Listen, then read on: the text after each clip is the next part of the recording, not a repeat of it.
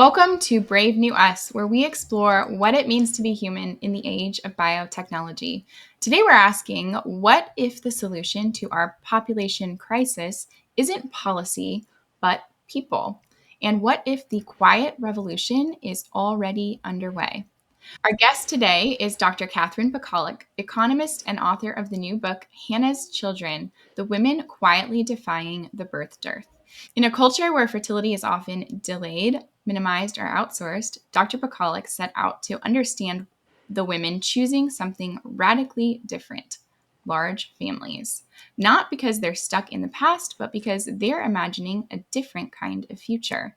We will talk about what motivates these women, what they know that the rest of the culture has forgotten, and why their lives offer a powerful counter narrative to a world that increasingly sees children as optional or even as obstacles. This is not a conversation about nostalgia, it's about calling, courage, and what it means to reclaim the meaning of fruitfulness in a technological age. Dr. Pakaluk, welcome to Brave New Us. Thank you. I'm really happy to be here.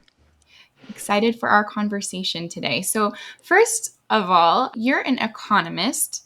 There are lots of things that you could have studied and other methods you could have used to study them. How did you land on this topic of all things, and why did you choose the approach in your study? Good question. Okay, so the topic, that's easier to answer.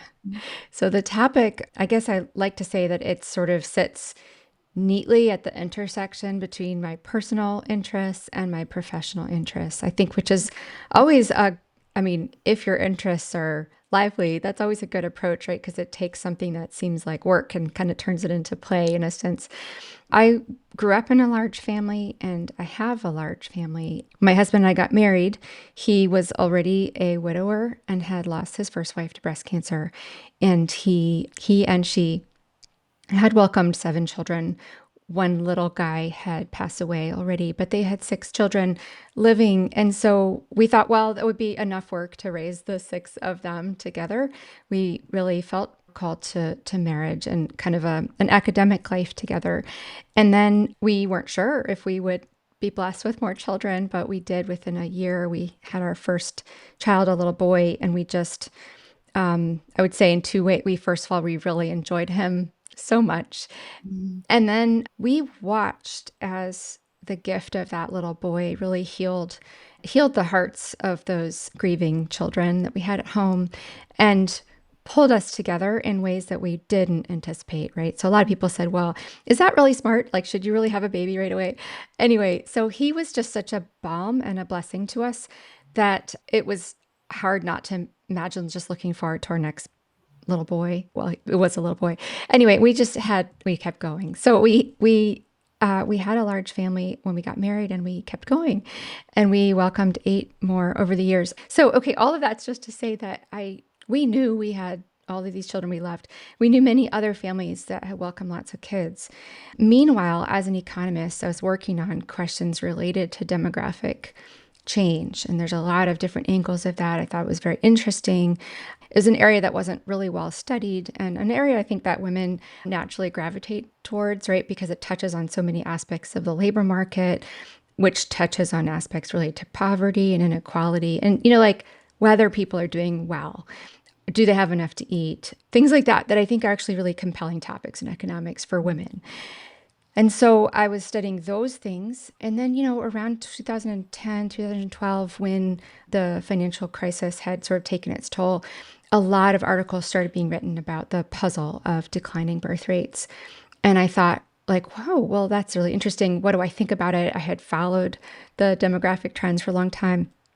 And so the topic in general, the falling birth rates, and then the potential insights we could draw from people who kind of didn't fit the trend, that's kind of where I entered that conversation. I thought, well, are there any insights we could bring from people who've had a very different experience? So there's more to that part of the story, but I'll just leave that there.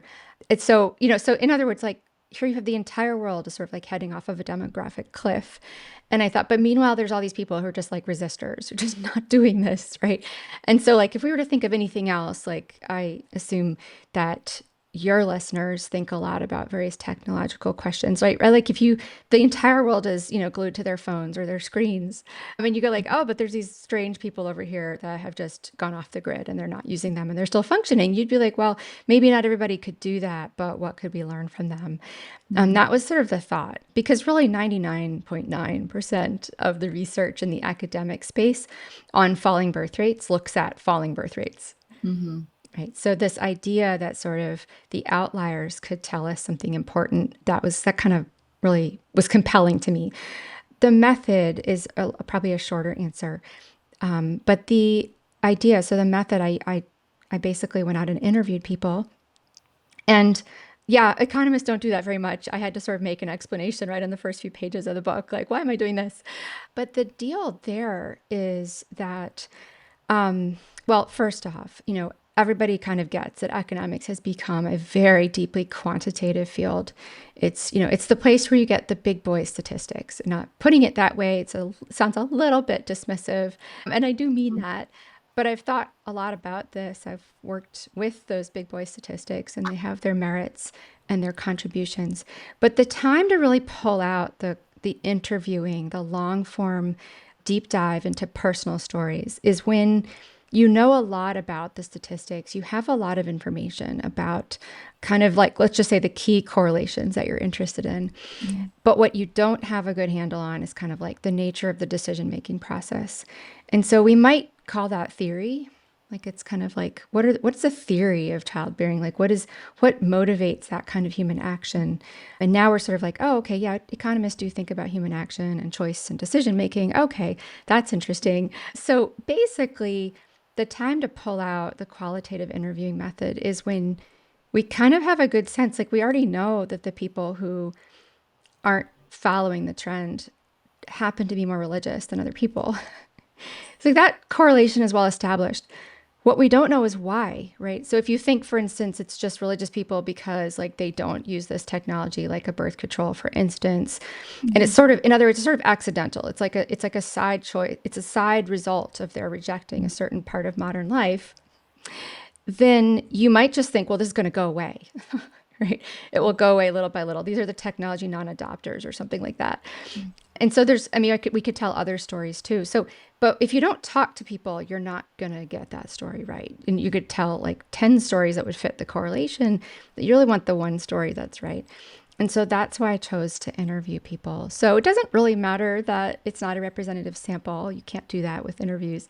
What matters is whether you can put together those disparate interviews and start to have some insight into the heart of the decision maker, the heart and the mind, we'll say. And that was the reason to do it this way. I thought it would be I thought it would be insightful and good, but I will definitely tell you that while I was writing this manuscript and trying to make sense out of this data, I had a lot of moments where I thought this is very strange stuff. Like I don't know, I don't know how this will communicate with my field. But, now within the months following the book's release, I'm really pleased to say that it's had such a warm and welcome reception, not only among the general public, but and journalists and, policymakers, but among people that consider themselves like, normal mainstream economists. So I think like the bet paid off. So Yeah, that's really anyway, it's encouraging to great. hear. Which I think is great news for people who always sense that there's like more humanity behind the social science, or like there could be more humanity behind the social Yeah, science. yeah, Right. for sure. Yeah. Yeah, I also wanted to say I thought the way that you prefaced the book and set it up was really lovely in terms of explaining that your sample, looking at Yeah. this question, was women who had five or more children, but all that the family size didn't Hmm. qualify or discount women from holding these values that are Right. so beautifully expressed and voiced in Yeah. your book. I said I only have four children, and Sure. so I wouldn't have qualified for this study, but the No. testimony about the meaning and the value, Yeah. and I'm sure there are lots of women who don't even Yep. have kids yet or That's right. don't have children who also would Yeah. say that that's me, even though my family doesn't look like the families Yeah. chosen for that. That's right. I I struggled over that for such a long time. I thought the biggest hazard to drawing a line, you have to draw a line someplace. I thought, well, people will feel like maybe I didn't think they were good enough to be in the study. And so I wanted to say that, like, no, this was for me research appropriate, but yeah, life doesn't hand everyone the same opportunities, right? My closest sister in age, who I think we see children very much the same way, didn't meet her spouse until her, early 40s, and life, they haven't been blessed with a child. So yeah, I could keep going, but it's good to make sure that anyone listening to an interview about this book understands that interviewing people with a lot of children wasn't about making a qualitative judgment about whether some moms are better than others, but about being efficient. I needed to go out and find those expressions, like, what are you up to? And so I knew that it was a risk, but thankfully all the readers I've heard from have been very gracious about that. So yeah. And so you have, as you mentioned, Yeah. several kids yourself. You Yeah. are your target or your sample Yeah. I demographic. fit my population. Yeah. But I'm really curious to know if anything surprised you in the Mhm. testimony of the women. Was there anything different? What were Yeah. you expecting? And then was there anything that Yeah. came out of there that you didn't expect? Yeah. I like to say like everything in a sense, because pretty much what I wrote in that first chapter is still really, well, it was honest. I've been able to tell you the the reason, like, I would have been able to tell you why, like, the reasons I wasn't motivated to have these children. What I Mhm. mean is, like, it's not because I'm backwards, or it's not because I don't know how this works, which you get all that. But did I have the language on the tip of my tongue? The answer is sort of no. I probably would have blurted out something like, well, I just believe children are good. And I do. I might have even accomplished saying something like, I don't know. I always thought that having a child would be more valuable than the next paper I could have written. In other words, like, the papers will wait, but the children will not wait. But kind of like a deeper or more articulate expression of that, I think I would have struggled with. And I had struggled with it. I mean, you get asked all the time. I'm sure you do with 4 children. Mhm. If you bring, I would say more than 2 children out in public at this point, you're going to get asked, like, why do you have all these kids? Are they all yours?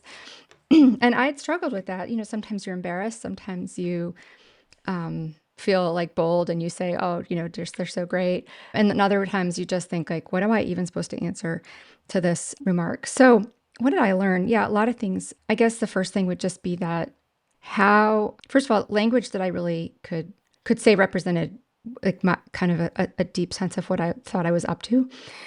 But that's a finding and also a surprise. And the reason it's a surprise is because I really didn't know whether women of different faiths viewed it in the same way.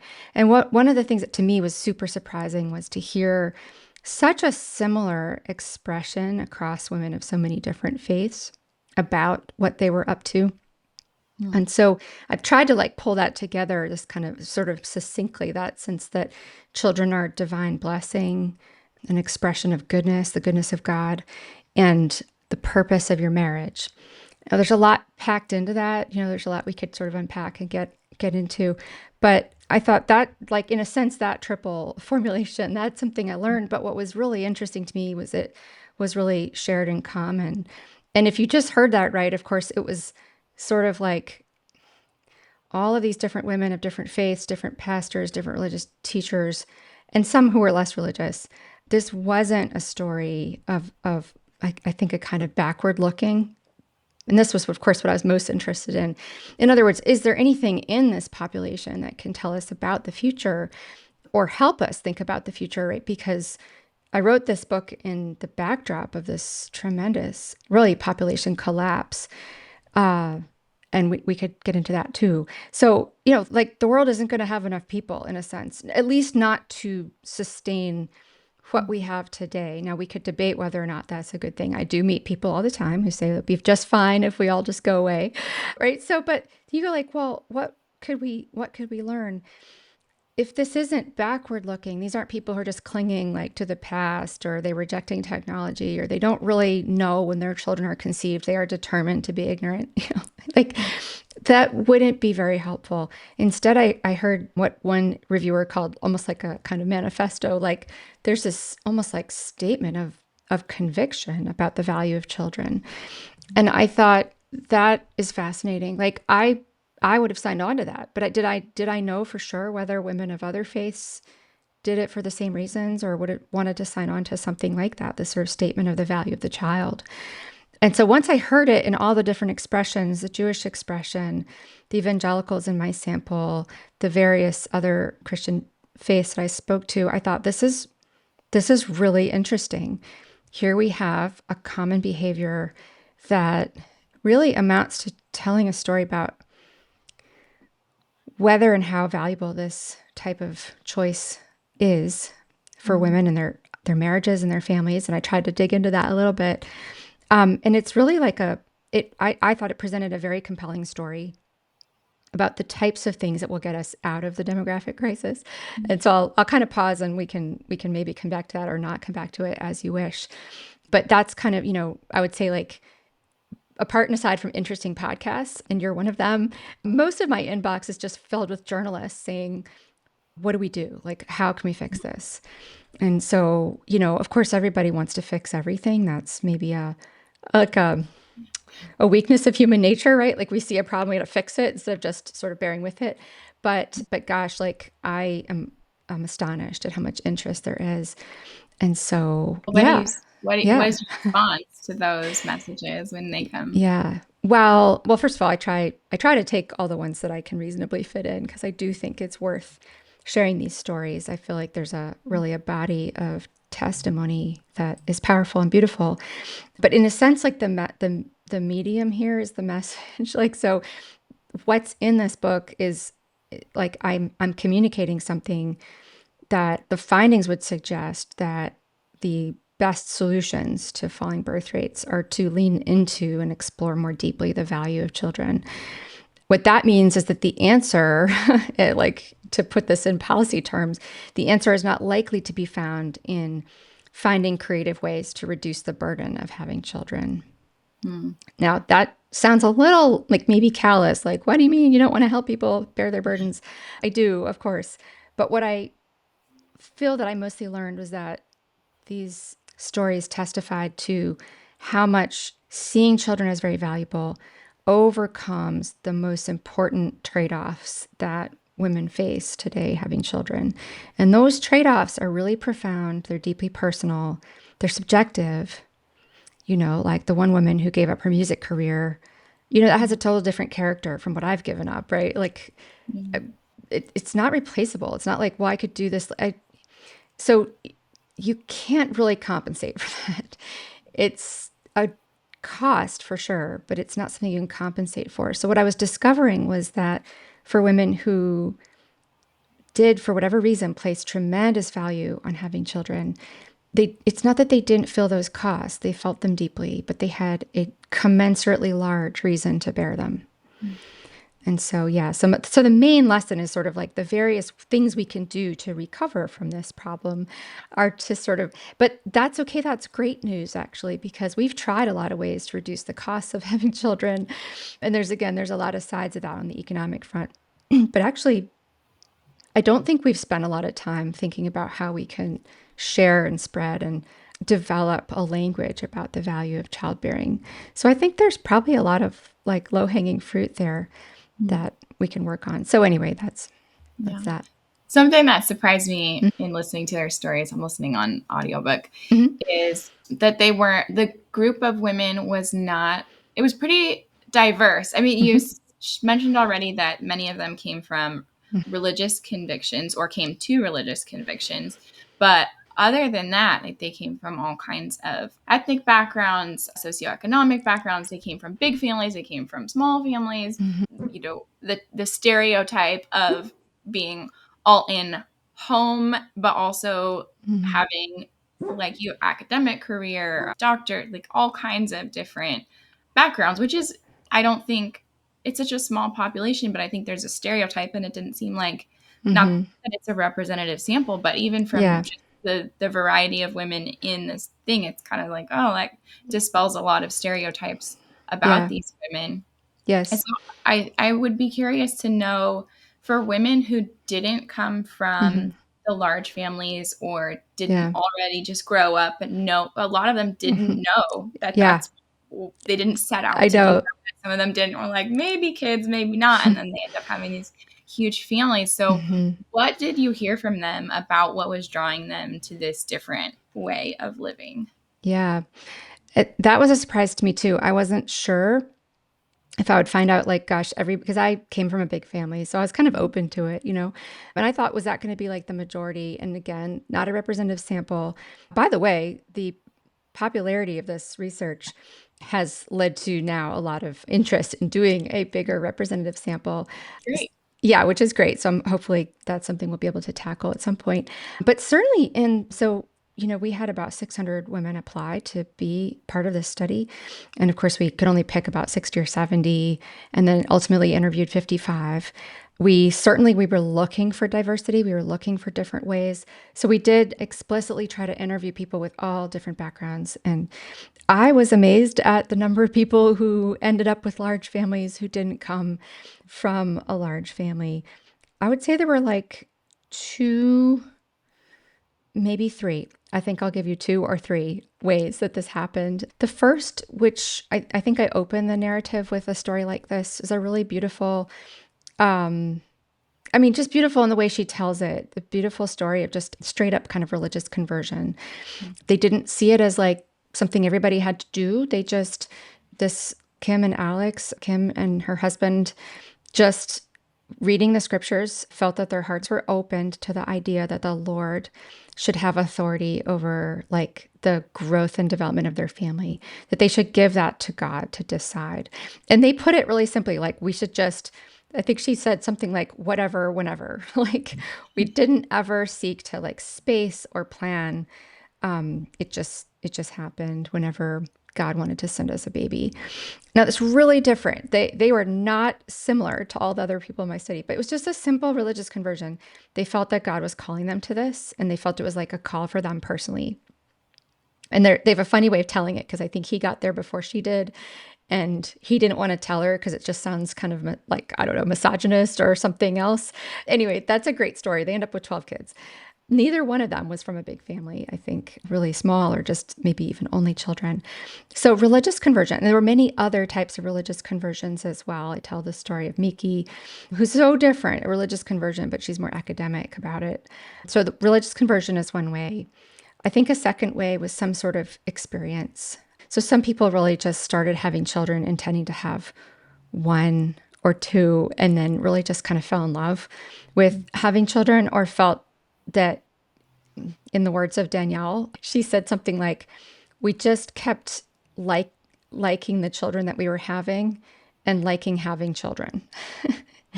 And she says she's a medical doctor who finished her residency and then dropped out of medicine because she didn't like practicing medicine.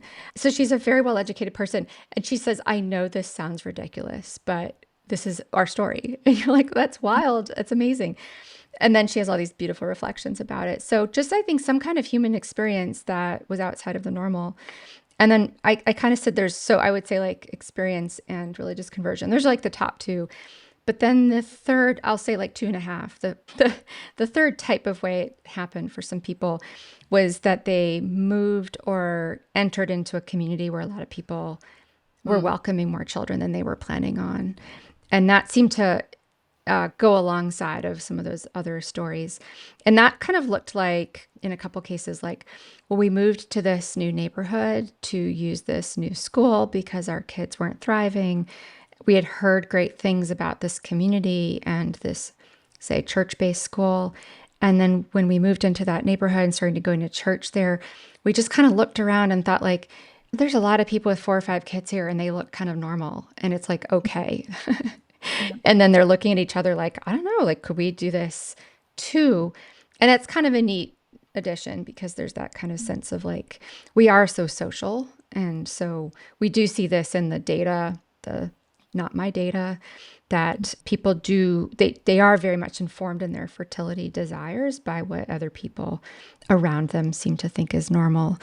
And so it's not very common to bump into a school or community where there's a lot of childbearing happening, like these lots of larger families. But if it happens, it does seem like some people, it rubs off on some people. Yeah. Well, it seems like the common thread there is just that something entered into their lives to change their hearts and Yeah. change their values, Yeah. whether it was religious conversion changing the value, or Yeah. their experience of parenthood changing Right. values, or their experience of their social community kind of helping them to make Right. meaning, or just to be open to the idea of it being Totally. okay to Yeah. pursue that, Yeah. which is interesting because our culture and our policy tends to even name childbearing children as burdens, or Yeah. even like threat to self-fulfillment or Yeah. pursuing your Right. goals, which is probably a question that you get a lot as somebody who's Yeah. continued to pursue goals and has a Yeah. family. Right. What did these women reveal about another way of thinking Mm-hmm. about motherhood? It's not maybe opposed to Yeah. fulfillment or burdensome, or Yeah. maybe burdensome and Yes. I mean, in some ways, yes. I mean, some of them were like, well, the burdens aren't as big as people make them out to be. It's true that in many spaces, it looks like, having kids is like turned into like this big, scary boogeyman. Um, on the other hand, a lot of them were like, yeah, it's like a whole total life commitment and it's hard. It is a burden, but it's like a joyful burden. Um, I think in one place, and I'm not sure if I have my own language correct, I would say that the this question, like a fulfillment, is probably best expressed by providing an analogy with other things that we're more familiar with. So, in my family, there some of my sons and my husband are really interested in the history of mountaineering and like the great mountain climbers. Some of my brothers are rock climbers, and so we watch, we read a lot of the documentaries and testimonies and stories and books of people who summit big peaks in terrible conditions. And I would say that that's probably like a better analogy for thinking about this because it's like, well, like if you were setting out to like climb Mount Everest, like it's of course it's a burden. Like I mean, like all the things you have to do to get ready and then you're going to face all these difficulties and like you might come back missing a finger, from frostbite. I mean, there's a lot of things that can go wrong. I mean, or worse. And yet like you see that kind of the choices made and it's not a sad choice. It's a choice that somebody I think would say like in general it's made because someone is really like seized with a conviction that this is a kind of it's a human experience and it's a kind of excellence that is worth pursuing. Now, not everybody has to be in love with mountain climbing, right? There's other human excellences that are worth pursuing, but there's nothing excellent that we could be aimed at, which doesn't come with a cost. And I would say that that is a truth of human life, and that is kind of the way that the women I talked to described what they were up to. I don't think anyone actually used the mountain analogy, but but I've liked it because it's sort of like no one says that about these like, well, why would you want to ride in the Tour de France? Like you're going to live a horrible life for the next 5 years as you trade or whatever. You kind of go like, it's not for me, but I can see that it's a thing worth doing. And I think that's the thing that most of the women I talked to felt. That's where they felt most alone in the culture was that they didn't they didn't expect everyone else to want to do what they were doing, but that they didn't feel that in general people had any handle or language or like reference point to see like choosing to have 4 kids as a kind of summit experience. Right? Where someone could be like, yeah, that's your job. Like you're going to like have a bunch of kids and I see that that's so like hats off to you, like deep respect. You've chosen something hard, amazing, very interesting. I'm not drawn to it, but like it's so clearly valuable. But anyway, that's how they talked about it. So of course, like back to your question about fulfillment, if we do like we want deeply to be fulfilled, right? They didn't see it as like an obstacle to fulfillment, but almost like as the fulfillment of who they were because they had become so deeply convicted it was worth doing. Yeah. yeah, I think that really shines through. So as we are entering or exploding in this Mm-hmm. era of reproductive control, from contraception, IVF, egg freezing, now these apps that let you optimize the embryo Mm-hmm. that you choose to Right. implant. How do the Yeah. stories in your book challenge this technocratic view Mm. of fertility? Yeah. Well, this is a great and really deep question, which I didn't discuss directly No, in the it's a challenge. book. It's a special challenge question. Well, I know I was going to say like but it's actually so close. It's like right around the corner from what is discussed in the book. And so I'll just do my best, and then because this is your expertise, maybe you can like take what I'm saying and make it work. Okay. All right. So let me try to do it this way. So, one of the things that was most difficult for me to try to convey over the course of the book was the difference between two types of planning, right? So, when we think about families, right? We think about family planning. That's a name, like that's a phrase that's there for all of us. And one of the ways in which these women look different is that they've chosen these larger families. And so they've rejected a certain type of family planning. Mm. Now, obviously, oh, all right. I won't skip to technology yet. Now, if you, they did not all reject birth control. They used a variety of different types of birth control.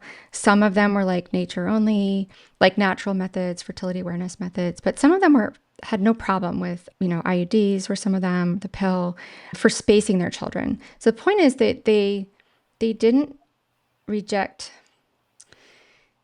kind of intentional cooperation with their fertility and kind of applying a kind of rational welcoming, right? It's not like if you had a hospitable home, you wouldn't say like just, come and go night and day, like whatever time. Like I want to be hospitable, but you probably shouldn't come at 2 a.m, right? And so I think that's kind of so on the one hand, they don't look like traditional family planners. On the other hand, they're not like just haphazard.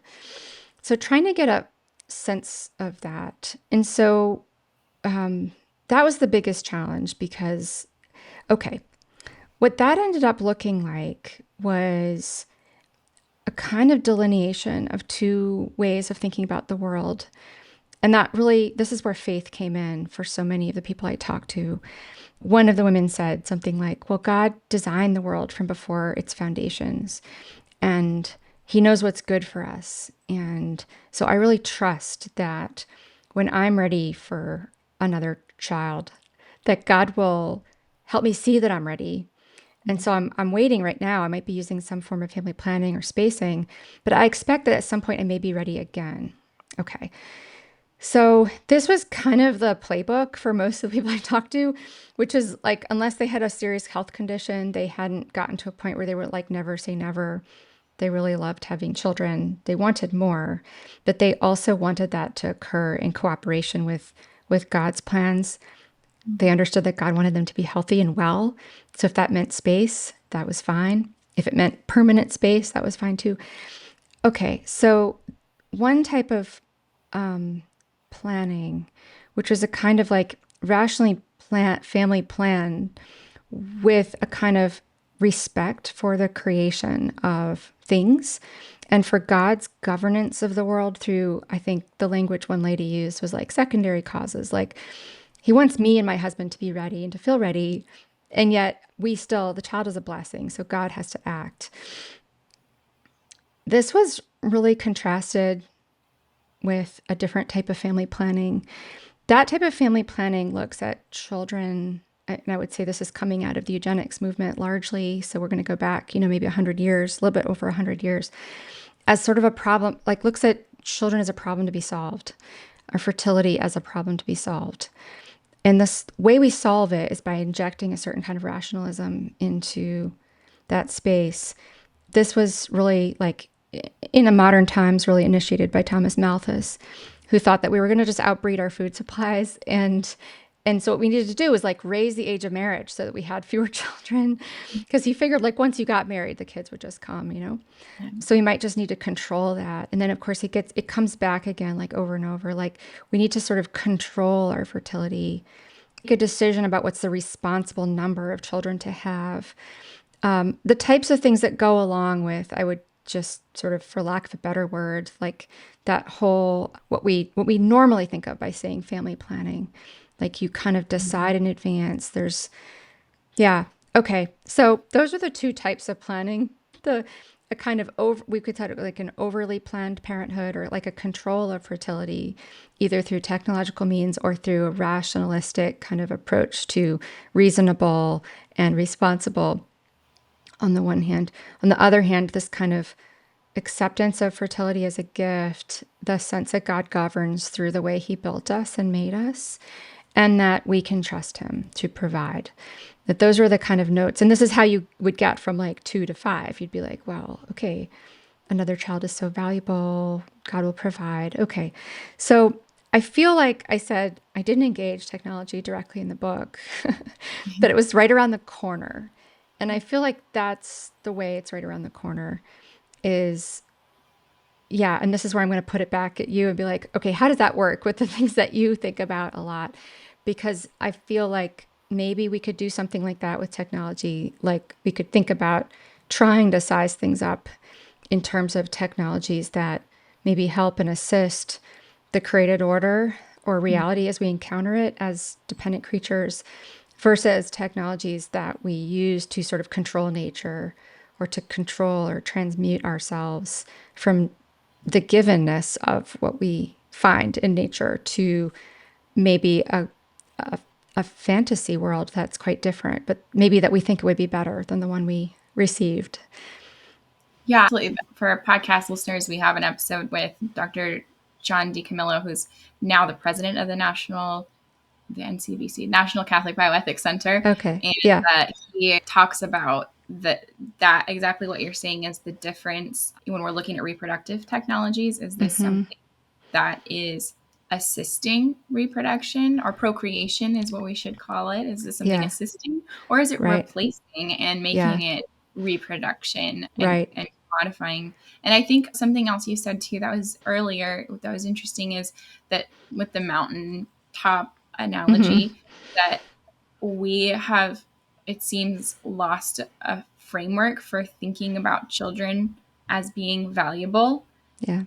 for themselves, for what they bring to us in Yeah. our lives. And we really do, this commodification comes in, and we think Right. about them as valuable as products. Like if you Mm-hmm. desire it, or if you want to complete 100%. your adult desires, so Right. something can be Right. obtained, and then if you lack that feeling, or if you're like, you think about any object around your home, Yeah. you just recondo it. If it doesn't spark joy Right. anymore, then, well, Yeah.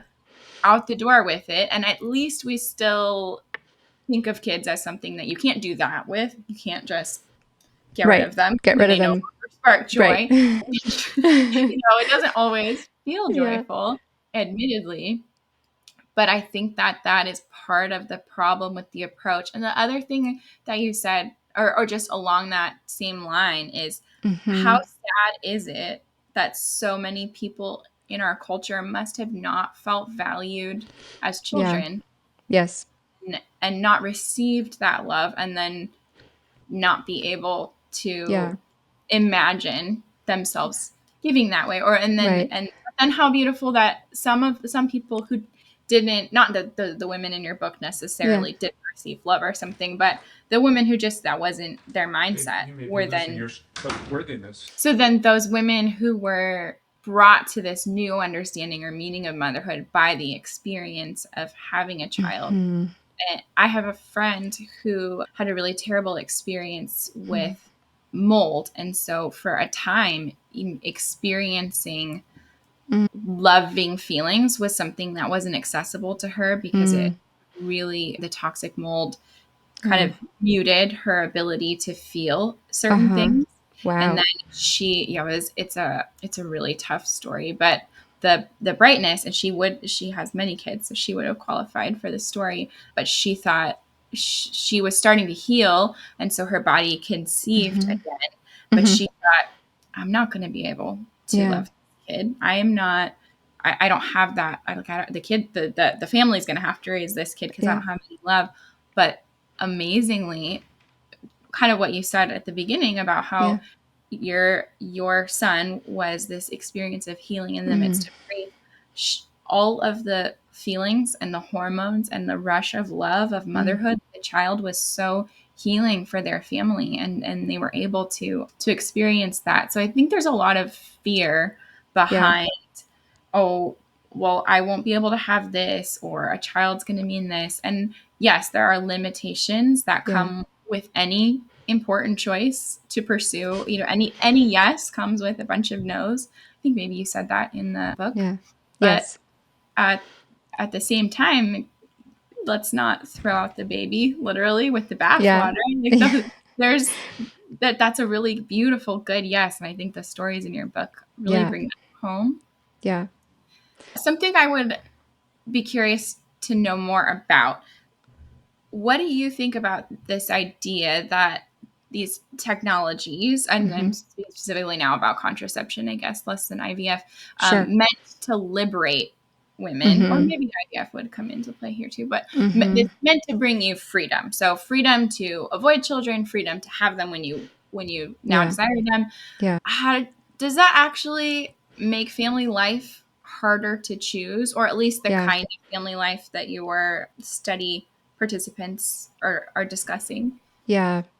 That's a great question. I've written in some places, no, they're not, I think not in my book, that it's it's the sad irony of history that birth control, especially the pill, because it's so it's unique for a lot of reasons in the history of birth control, seems to have, rather than delivered a liberation, it seems to have delivered like the moment in history when women stop being able to achieve a certain desired family size. So, I have lots of comments about that whole question of like desired family size, but it definitely, yeah, it put more choices on the table. That is correct. So it puts these choices on the table, and then the problem is kind of for most people, now you have to pick. And so I think one way to interpret kind of the story of the women's labor market in the 20th century, which, as you know, like starting with the birth control pill, we see a doubling of the female labor force participation rate from 1960 to 1980. And really, for the first time in history, mothers with children going into the labor market. So not just single women before that, or people who were committed to avoiding children. And so what ended up happening? It's like, because people said, well, did somebody like did somebody have an interest in devaluing family life? But it really, to me, as an economist, looks more like, and sure, there's somebody out there devaluing everything. There's somebody out there doing it. It looks more like the classic problem of adding a choice. So you add another choice. And the problem with this choice in particular is it looks like a choice for more education, for a fulfilling job or career. And if it's not even fulfilling, maybe it's just a second income, right? A lot of women do jobs that are jobs and not careers, but they are second income. And none of that, as I've just described it, is bad. Like, as a matter of fact, education, a job or a career, second income, those are all really good things, the things that I would not, from any like moral or ethical standpoint, want to denigrate or put down. So you're choosing between two goods, and without some clear sense of how to prioritize those two goods, which is precisely, as it turns out, what certain religious faiths can provide. Yeah. Without any clear guidelines, what ends up happening is people sort of face the chocolate and vanilla problem. I like them both, and what I'm really going to have is a twist, like, or a little bit of both. And what we end up seeing is women reporting fewer children than they maybe wanted to have, but also fewer, I don't know, achievements or accomplishments professionally than they would have liked. So people today who focus on the birth dearth, on the fertility collapse, they focus a lot on the way in which women aren't getting as many children as they say that they want. But it's important to notice they're also not getting like as far in their careers as they say that they want. In other words, they're compromising in both spaces. Mm. And, without sort of making a judgment on that, I think just as a description of what took place. So I don't know if I've gotten too far from your question, but I think, yeah, people don't see themselves as choosing birth control. They're choosing more education. They're choosing, right? Like that, and those are goods. Those are definitely goods. And I'm like fully in support of choosing more education. But the trouble is like, this is it's such an effective tool that I guess I would put it like people are waking up in their 30s many times, or even 40s, and saying, like, how did I get to a place where I have to choose between leaving this job or career that I love or that's supporting my husband's income and the child that I desperately want? And it just feels like a really kind of Faustian dilemma, like not something that they feel like they put themselves there. Yeah. Again, like it's one wants to look for sort of like analogies, like is this the only one like it? And I think we're starting to see helpfully other analogies from other technological spaces. Like when I see the way that Jonathan Haidt talks about like the screens and the kids, it's like actually some of them feel really liberated when you take away the screens, Yeah. right? Right. Because they're like, right now I'm choosing between I don't really want to be online, but like I don't want to not be connected to all my friends or miss out, FOMO or whatever. So this is tough. It's like the only way you can kind of opt out of that is by just sort of being really different.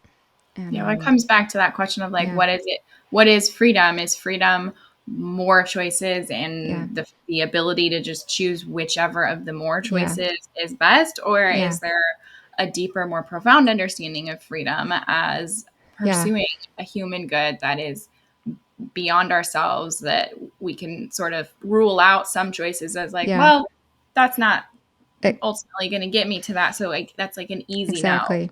It's harder. I mean, just try to pick a show on Netflix.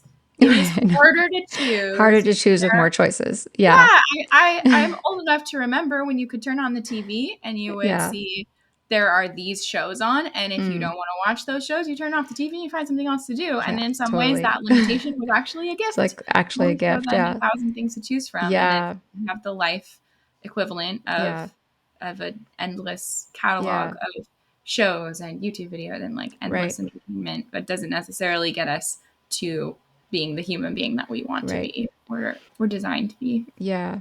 And something else that you said really struck me. I think it's worth kind of underscoring, which is this idea of the shift to, because you do have to choose parenthood in a more deliberate way, right? Because of the effectiveness of birth control, mainly because like the shift that takes place demographically with the arrival of the pill, something I did say explicitly in the book is that what happens behaviorally to couples is that it used to be like you got married and you had a few kids as they came, and then at some point you kind of decided to try to like put a limit to it. You're like, oh, we've had like three or four, like probably time to stop. We seem to be really fertile compared to other people, right? Because effective family sizes with child mortality were never like 7 or 8. The things we do now are actually surviving family sizes that large was not that common. And so that's a really interesting decision node, right? You get married and you like the kids are happening to you because of your desire to live as a married couple. Pre-hormonal contraception is pretty invasive, not really great. Older condoms, not super wonderful, and IUDs. So people are just kind of getting married and having some kids and then deciding when to stop versus the changeover that happens with hormonal birth control. So is something that's really profound. You get married and you start out sterile, right? Because that's what you do. Like and then you decide when to. So you split up the marriage and the start your family decision. And so what it really means is you have to opt into childbearing. And now when you have to opt in, it has all the characteristics of a consumer good Mm, and something that you kind of have to explicitly choose. You're not choosing it because you're a married person. right. And that's like the meaning of your marriage. You're choosing it because you're choosing it to become a parent. Mm, And that has definitely had this, it's generated this kind of like received habit as a culture of seeing parenting as something you choose. And then it's just such a close step to say, like, I've opted into parenting. Why can't everyone opt into parenting? Why can't I opt into the right type of child? Right? Like, if I'm going to choose, like if we're all going to have one kid here, I want to make sure, like, It's the Better best be the one. best one. Yeah, exactly. So, yeah, so Like those are there's all really important. And, I'm not the first one to bring those things up. It's been, but yeah, childbearing is a path to a certain kind of fulfilled life, which sounds good. It sounds like, oh, people are, but it's actually pretty self-reflective. It's like something that you do to do a better, to have a better life or to fulfill your life rather than this child is good and should exist, right? Which is really that emphasis on the value of the child. And so it's anyway. I think there's a delineation there between those two approaches to child to parenting, and I think we're just feeling the impact of that. Obviously, we're seeing that with the designer babies and surrogacy to some extent, meaning especially people who are fertile choosing surrogates just because they don't want to bear some of the physical difficulties of being pregnant, to say nothing of people who are infertile choosing surrogates, or people who could not possibly make a baby choosing surrogates. You just keep going, right? And then, of course, the gene selection right now, of course, is pretty shocking. Yeah, so a lot of people working in this falling birth rate space, like I am, are really strong advocates of like selecting the best genes when you get your kids, Malcolm and Simone Collins, for instance. So yeah, well, that is brave new us yeah. for sure. And I'm not super excited to see that. Well, it goes back to that idea of like not never mind. For time I'm gonna Yeah, edit it that's out. fine. What do you hope Hannah's Children inspires in readers who may not yet be open to large families? I know even though I was already Yeah. open to a large family, Yeah. it was still deep in my Mm-hmm. openness and conviction hearing these stories. Yeah. So I'd love to hear Yeah. from you what you think about that. Well, I never really thought about it as like, here's an exercise in helping people be more open to large families. But I guess I might want to echo what a couple of the women said in my book. Um, kind of just, I'm hoping that readers would be just two things. I think one is persuaded sort of to keep the door open. I've learned from a lot of women who have a different approach to family planning than I do, that the decision to be done, to be like done forever, like, which is a really big thing. That's a thing. It's like you have your kids and you're done. And like the question is, when are you done? That decision provides a lot of stress for couples. Oftentimes, like it's like, I remember a conversation with a friend a long time ago, and she said, well, you mean you guys never have to have that conversation? And I said, no, we don't. We would never say never. We might say not now. And we might just keep saying not now if I didn't feel well or healthy. And she said, wow, like it would be so freeing not to have to decide about doneness, right? Like, so not doing anything permanent, that would be hard to reverse. I think that's something I hope people would take away, is just to keep the door open, because what we want and see as good can change so radically over the course of our lives and our careers. And that's one of the things like we see is so wrong with like many aspects of our biological like tyranny that we're up to these days, right? Like offering little, young children a choice to do something that's completely irreversible. And that's just tragic and devastating. But yeah, with this childbearing space, just to not be done, but just to say not ready. And I think that's a really like useful heuristic. And the other thing, which I sort of ended the book with this one sweet lady who was like, I know that having a lot of children isn't for everyone. She said, but maybe just think about maybe just one more. Like maybe you just have one more than you thought. And that's like, I guess that kind of sums it up. I think a couple of different people I talked to said that. And I think that would be like, that alone would be a really great, yeah, just addition. Like you don't have to be done. You can just rest for a while.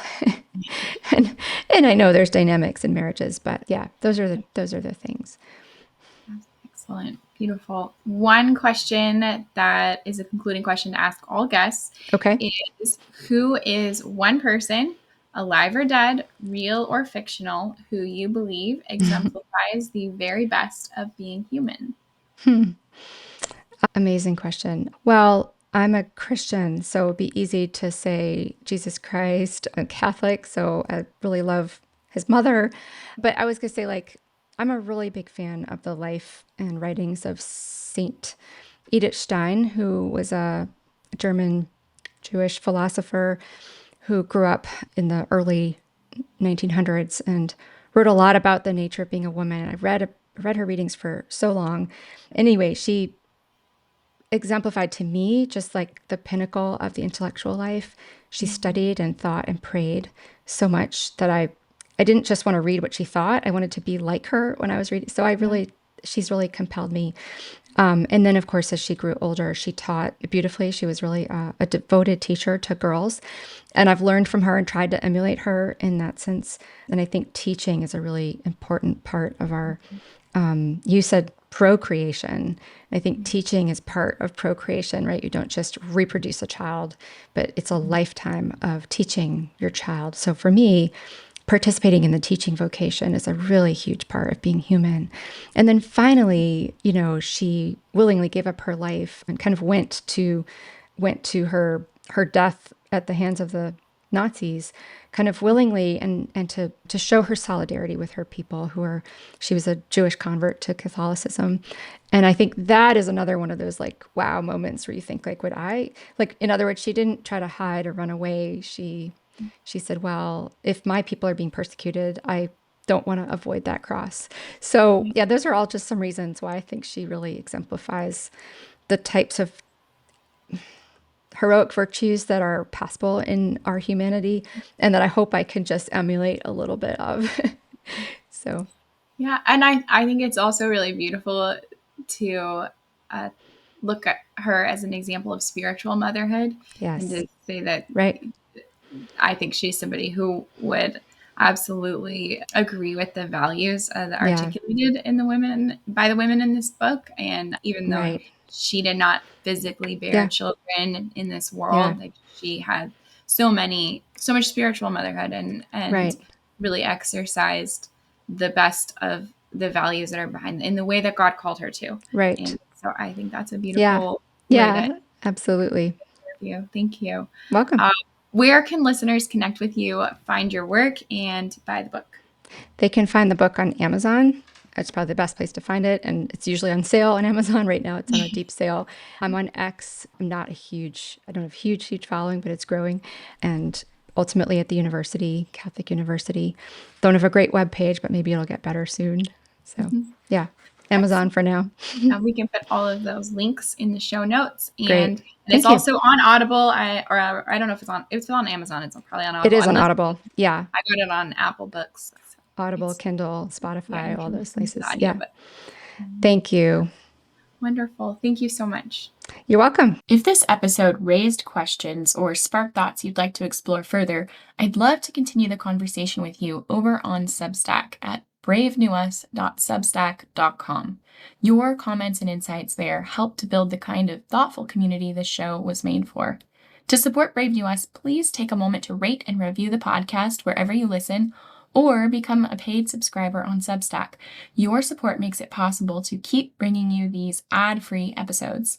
Thank you for listening and being part of the journey into what it means to be human in the age of biotechnology.